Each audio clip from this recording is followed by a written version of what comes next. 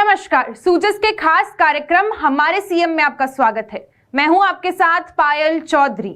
मुख्यमंत्री श्री भजनलाल शर्मा ने गांव से निकलकर प्रदेश के मुखिया तक का सफर खुद तय किया है। यही वजह है कि उनकी कार्यशैली में भी गांवों से जुड़ाव सीधा नजर आता है।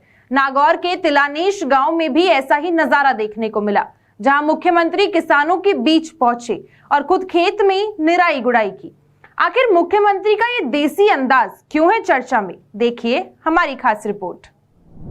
गांव की मिट्टी से जुड़ाव, किसानों के साथ अपनापन और विकास को लेकर स्पष्ट सोच। मुख्यमंत्री श्री भजनलाल शर्मा की कार्यशैली की यही तस्वीर नागौर के तिलानेश गांव में देखने को मिली। मुख्यमंत्री ने न सिर्फ गांव का दौरा किया, बल्कि आम ग्रामीणों के बीच पहुंचकर उनकी बातें सुनी, खेतों में किसानों के साथ समय बिताया और उनकी समस्याओं को जाना। इस दौरान मुख्यमंत्री ने गांव के विकास के लिए कई बड़ी घोषणाएं भी की। समस्याओं के तुरंत समाधान और मुख्यमंत्री के सहज अंदाज ने गांव वालों का दिल जीत लिया।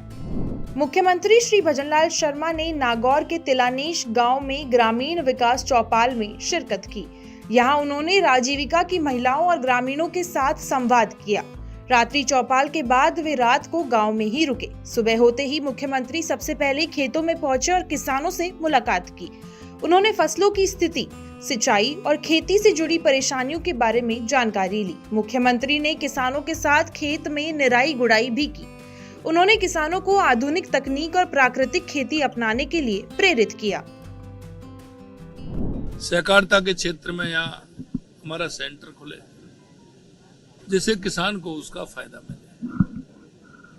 हमने किसान को प्राकृतिक खेती और नई खेती के लिए भी कहा है और यहाँ किसान करते भी हैं। सबसे बड़ी बात है कि माननीय प्रधानमंत्री जी के नेतृत्व में जो प्राकृतिक खेती का काम इस क्षेत्र में चल रहा है। जब मेरा किसानों से संवाद हुआ तो एक किसान भाई ऐसे थे, तो उन्होंने कहा मेरे पास 50 बीघा जमीन है, लेकिन उसमें से मैं 60-70 लाख रुपए कमाता हूं और प्राकृतिक खेती करता हूं। उधर लोगों का रुझान बढ़ा है। मेरा किसान भाइयों से अनुरोध है कि आप लाभ की खेती के लिए, प्राकृतिक खेती के लिए आपको वैज्ञानिक तरीके से खेती करनी होगी। खेती के कई प्रकार होते हैं। खेती करते हैं तो हमें किसकी खेती करनी चाहिए? हमें फलों की तरफ जाना चाहिए, हमें दलहन की तरफ जाना चाहिए, तिलहन की तरफ जाना चाहिए। तो यहाँ का किसान जागरूक है, वो उसके लिए जा रहा है।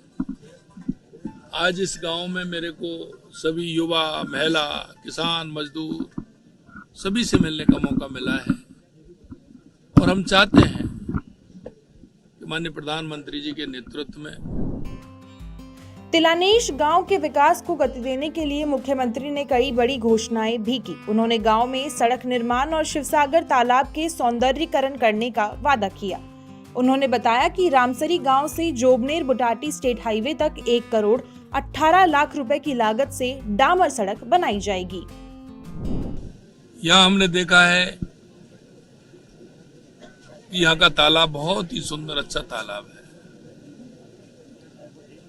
उस तालाब को हम कैसे स्वच्छ और सुंदर एक सरोवर का रूप दे सकते हैं, उसके लिए हमने निर्देशित किया है कि उस तालाब को सुबह लोग यहाँ घूमने आए, यहाँ अच्छे पेड़ लगे, वृक्षारोपण हो, वहां लोगों को सुबह तालाब के किनारे बैठने के लिए व्यवस्थित हो और हमारे पर्यावरण स्वच्छ और सुंदर हो। सुबह की सैर के दौरान मुख्यमंत्री गांव की गलियों में पहुंचे और महिलाओं, युवाओं एवं बुजुर्गों से संवाद किया। उन्होंने महिलाओं से स्वास्थ्य, आजीविका और राजीविका से जुड़ी गतिविधियों के बारे में जानकारी ली। वहीं बुजुर्गों से सरकारी योजनाओं का लाभ मिलने की जानकारी ली। मुख्यमंत्री ने बच्चों से भी मुलाकात की, उन्हें दुलारा और चॉकलेट बांटी। अपने बीच मुख्यमंत्री को पाकर ग्रामीणों में उत्साह नजर आया। मुख्यमंत्री ने कहा कि डेगाना विधानसभा से आरएएस की परीक्षा में 6 विद्यार्थियों का चयन हुआ है। यहाँ अटल ज्ञान केंद्र बनेगा ताकि किसान के बेटे बेटियां आसानी से प्रतियोगी परीक्षाओं की तैयारी कर सके। यहाँ एक आवश्यकता है, यहाँ का युवा बहुत मेहनती है, कर्मठ है, युवा के अंदर टैलेंट है। इस विधानसभा से अभी आरएएस की परीक्षा में 6 विद्यार्थियों का सिलेक्शन हुआ है और अभी अभी प्रधानमंत्री जी के नेतृत्व में जो हमने नियुक्ति पत्र दिए हैं, या उसमें भी 10-11 युवाओं का चयन हुआ है। तो हमने यहाँ बच्चों के लिए पढ़ने के लिए अटल ज्ञान केंद्र खोलने का भी कहा है, जिससे कि हमारा किसान का बेटा, किसान की बेटी यहाँ अपनी तैयारी कर सके। मुख्यमंत्री ने तिलानेश गांव में पर्यावरण संरक्षण को लेकर भी कई कदम उठाए। उन्होंने शिवसागर तालाब की पाल पर पौधारोपण किया और ग्रामीणों से पेड़ लगाने की अपील की। इसके बाद मुख्यमंत्री ने मंदिरों में दर्शन कर प्रदेश की खुशहाली की कामना की। ग्रामीणों के साथ चाय पर चर्चा के दौरान मुख्यमंत्री ने गांव के विकास से जुड़े सुझाव सुने। उन्होंने कहा कि सरकार गांवों के विकास को प्राथमिकता दे रही है, क्योंकि गांव सशक्त होंगे तभी विकसित राजस्थान और विकसित भारत का निर्माण होगा।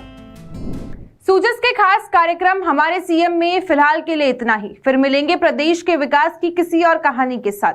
तब तक के लिए देखते रहिए सूजस समाचार। हमारे चैनल को लाइक, सब्सक्राइब और शेयर करना ना भूलें। धन्यवाद।